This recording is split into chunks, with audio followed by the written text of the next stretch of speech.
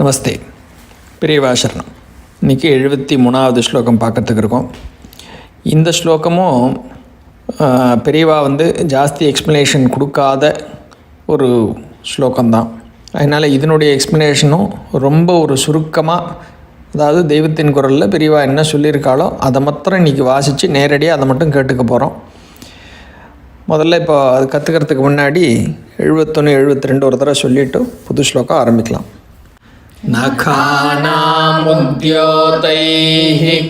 நவநளினராகம் விஹசதாம் கராணாம் தே காந்திம் கதய கதயாமः கதமுமே கயாசித்வா சாம்யம் பஜது கலயா ஹந்தகமலம் யதி க்ரீடல்லக்ஷ்மீ चरणतललाक्षारसचनं समं देवि स्कन्द द्विपवदनपीतं स्तनयुगं तवेदं नः खेदं हरतु सततं प्रस्नुतमुखं यदालोक्याशङ्काकुलित हृदयो हासजनकः स्वकुम्भौ हेरम्बः परिमृशति हस्तेन झटिति. இப்போ 73வது ஸ்லோகம். அமூதே வக்ஷோஜௌ அமூதே வக்ஷோஜௌ அமூதே வக்ஷோஜௌ அமிர்தரசமாணிக்யகுதுபௌ अमृतरसमाणिक्यकुतुपौ अमृतरसमाणिक्यकुतुपौ. இந்த ரெண்டாவது லைனில் நசந்தேகஸ்பந்தோன்னு இருக்கும். அது நம்ம பிரித்து சொல்கிறோங்கிறதுனால நசந்தேகஸ்பந்தஹான்னு இங்கே சொல்கிறோம். முழு லைனாக பந்தோன்னு சொல்லி அப்படியே கண்டினியூ பண்ணி பழக்கப்பட்டவாளுக்கு அதுவும் கரெக்டு தான், தப்பில்லை. நசந்தேகஸ்பந்தஹா न सन्देहस्पन्दः न सन्देहस्पन्दः नगपतिपताके मनसिनः नगपतिपताके मनसिनः नगपतिपताके मनसिनः पिबन्तौ तौ यस्मात् पिबन्तौ तौ यस्मात् पिबन्तौ तौ यस्मात् अविदितबधूसङ्गरसिकौ अविदितवधूसङ्गरसिकौ अविदितवधूसङ्गरसिकौ कुमारावद्यापि कुमारावद्यापि कुमारावद्यापि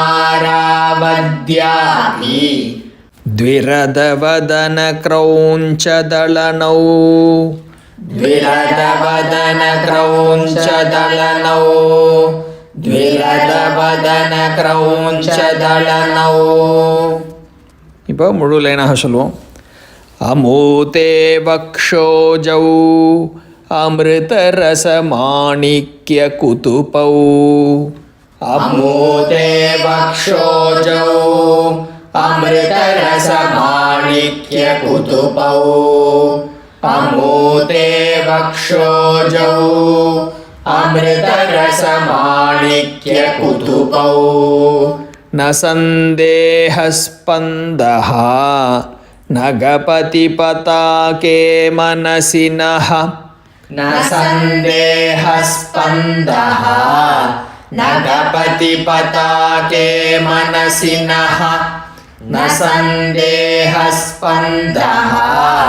नगपतिपताके मनसिनः पिबन्तौ तौ यस्मात् अविदितबधूसङ्गरसिकौ पिबन्तौ तौ यस्मात् अविदितवधूसङ्गरसिकौ पिबन्तौ तौ यस्मात् अविदितवधूसङ्गरसिकौ कुमारावद्यापि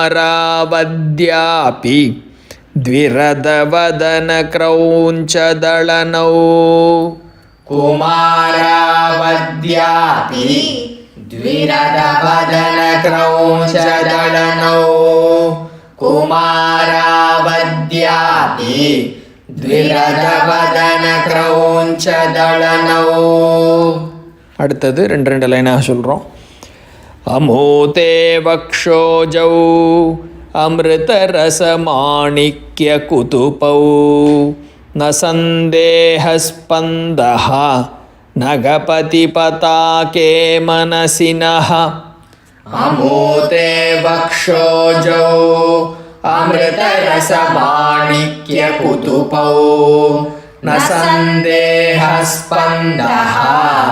नगपतिपताके मनसिनः. अमोते वक्षोजौ अमृतरसमाणिक्यकुतुपौ न सन्देहस्पन्दः नगपतिपताके मनसिनः. पिबन्तौ तौ यस्मात् अविदितवधूसङ्गरसिकौ कुमारावद्यापि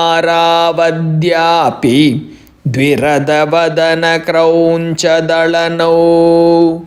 पिबन्तौ तौ यस्मात् अविदितवधूसङ्गरसिकौ कुमारावद्यापि द्विरदवदनक्रौञ्चदळनौ. पिबन्तौ तौ यस्मात् अविदितवधूसङ्गरसिकौ कुमारावद्यापि द्विरदवदनक्रौञ्चदळनौ. இப்போ முழு ஸ்லோகத்தையும் பூர்ணமாக சொல்லுவோம். अमोते वक्षोजौ अमृतरसमाणिक्यकुतुपौ न सन्देहस्पन्दः नगपतिपताके मनसिनः. पिबन्तौ तौ यस्मात् अविदितवधूसङ्गरसिकौ कुमारावद्यापि द्विरदवदनक्रौञ्चदळनौ. अमोते वक्षोजौ अमृतरसमाणिक्यकुतुपौ न सन्देहस्पन्दः नगपतिपताके मनसिनः. पिबन्तौ तौ यस्मात् अविदितवधूसङ्गरसिकौ कुमारावद्यापि द्विरदवदनक्रौञ्चदळनौ. अमोते वक्षोजौ अमृतरसमाणिक्यकुतुपौ न सन्देहस्पन्दः नगपतिपताके मनसिनः. पिबन्तौ तौ यस्मात् अविदितवधूसङ्गरसिकौ कुमारावद्यापि द्विरदवदनक्रौञ्चदळनौ. இந்த ஸ்லோகத்தில் நகபதி பதாகா அப்படின்னு இந்த மலையரசனுடைய ஒரு குலத்தை விளங்க வைக்கக்கூடிய கொடியாக, மலையரசனின் குலக்கொடியேன்னு சொல்லலாம். அப்படி சொல்லி அம்பாள் இங்கே கூப்பிடுறார். அற்புதமான ஒரு ஸ்லோகம். இதில் பெரியவா நமக்கு புரிஞ்சிக்கக்கூடிய அளவுக்குன்னு என்ன சொல்லி கொடுத்துருக்காளோ இப்போ அந்த போர்ஷன் மாத்திரம் தெய்வத்தின் குரலில் இருக்கிறபடிக்கு ஆசிட்டிஸ் அதை மாத்திரம் நம்ம கேட்க போகிறோம். கேசாதிபாத வர்ணனையில் ஸ்லோகம் 73 அம்பாளுடைய வக்ஷோஜத்தை, அதாவது ஸ்தனங்களை பற்றி ஸ்லோகங்கள் பாடியிருக்கிறார். அம்பாளுடைய க்ஷீரம் அமிர்தம் இல்லை, அமிர்தத்துக்கும் மேலே என்பதற்கு காரணம் காட்டுகிறார். என்னவென்றால், அமிர்தம் சாப்பிட்ட தேவர்கள் நித்திய யௌவனமாயிருப்பவர்கள், அதாவது நடுத்தர வயசாகவே இருப்பவர்கள், கிழத்தனம் அடையாதவர்கள்.